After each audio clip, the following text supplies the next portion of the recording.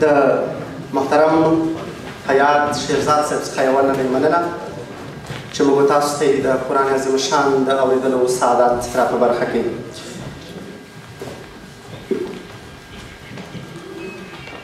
ان وایي چې دا ونې دا رودونه دا کوچۍ له ډېره وخته دا ونې دا رودونه دا کوچۍ له ډېره وخته یو ځای اوسې دا غر او دا سړی له ډېره وخته دا سیند چې شپه ورځ په دې لار غلی غلی درومي دا سیند چې شپه ورځ په دې لار غلی غلی درومي ورک کړی دی کاڼو کې یو شی له ډېره وخته او له مرګ وروسته یې دا وګړي پوه پکې رامت شول له مرګ وروسته یې دا وګړي پوه پکې رامت شول دې ښار کې اوسېده یو لیونی له ډېره وخته ډېره زیاته مننه او اوس د ښاغلي حبیب الله غمخور صاحب نه هیله کوم چې راشي او دغه کنفرانس په خپله وینا پرانیزي محترم حبیب الله غمخور صاحب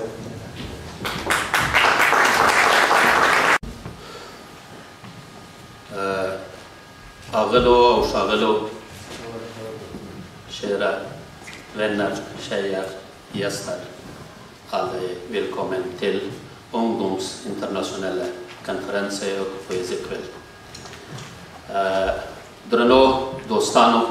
مخکې له دې چې زه په خپله پرانیستونکې وینا پیل وکړم اړینه یې بولم چې یو تعداد دوستان دغه ځای چې ورته تعین سوی دي تشریف راوړي د افغانستان د پیاوړي تاریخ پوه څېړونکي کاندید اکاډمیسین محمد اعظم سیستاني څخه هیله کوم چې دلته تشریف راوړي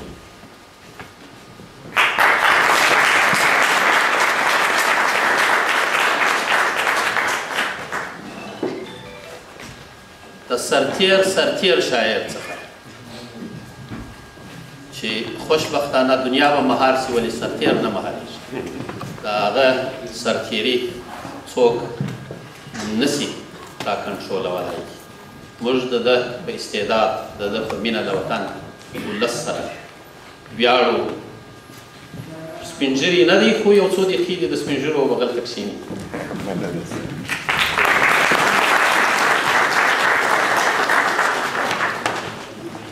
تاسو ته معلومه ده چې زموږ نننۍ ناسته چې عنوان یې دی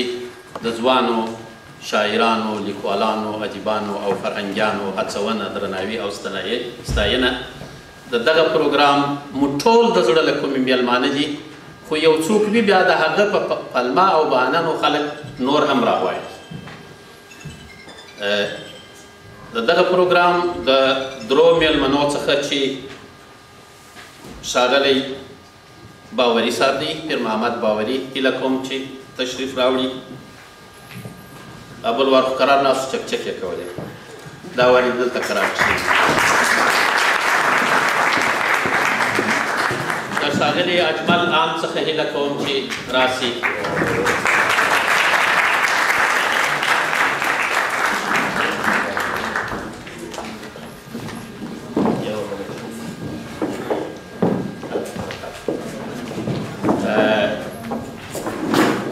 له ښاغلي صالح محمد صالح څخه هیله کوم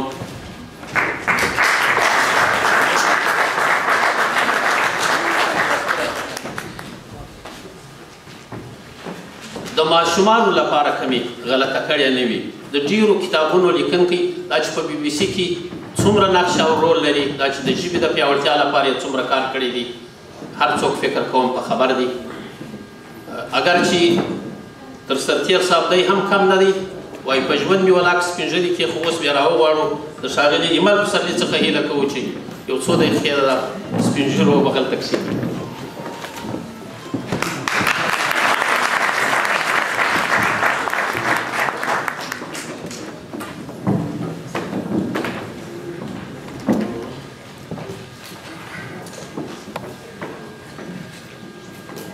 په نامه د هغه خدای مې دا بیان دی چې یو نوم یې په نومونو کې سبحان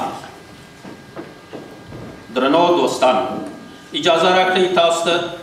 د علمي او ادبي کنفرانس ګډون کوونکو د هېواد د ټولو هغو پوهانو لیکوالو ادیبانو شاعرانو او ژورنالستانو پاک روح ته په دعا کولو سره کوم چې له نن نه پخوا یې په مختلفو بڼو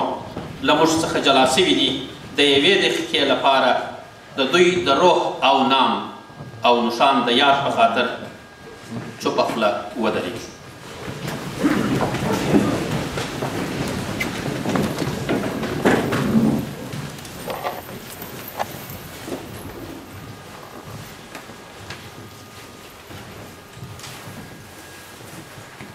مننه.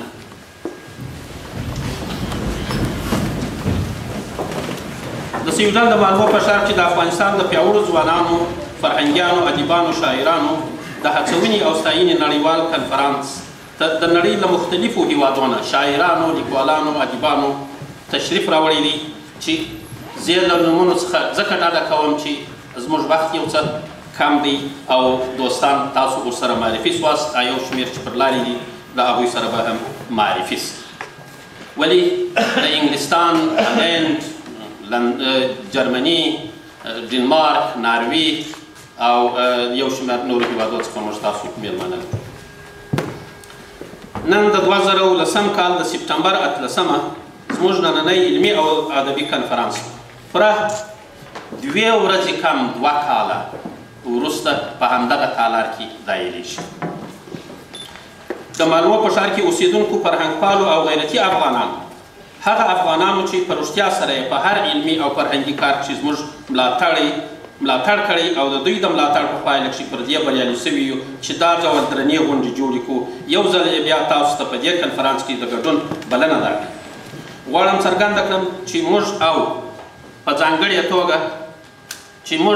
ځانګړې توګه ما د دې ملاتړ هیڅ کمی نه دی احساس کړی. د دوی د همدې هڅونې او ملاتړ په زور د افغانستان په تاریخ کې په دې نام او نشان د لومړي ځل لپاره د ځوانانو په ویاړ داسې علمي او ادبي کنفرانس جوړیږي. پر ځای یې بولم له خپلو ټولو هغو افغانانو اغلو او ښاغلو نه چې په خپل هر اړخیز ملاتړ او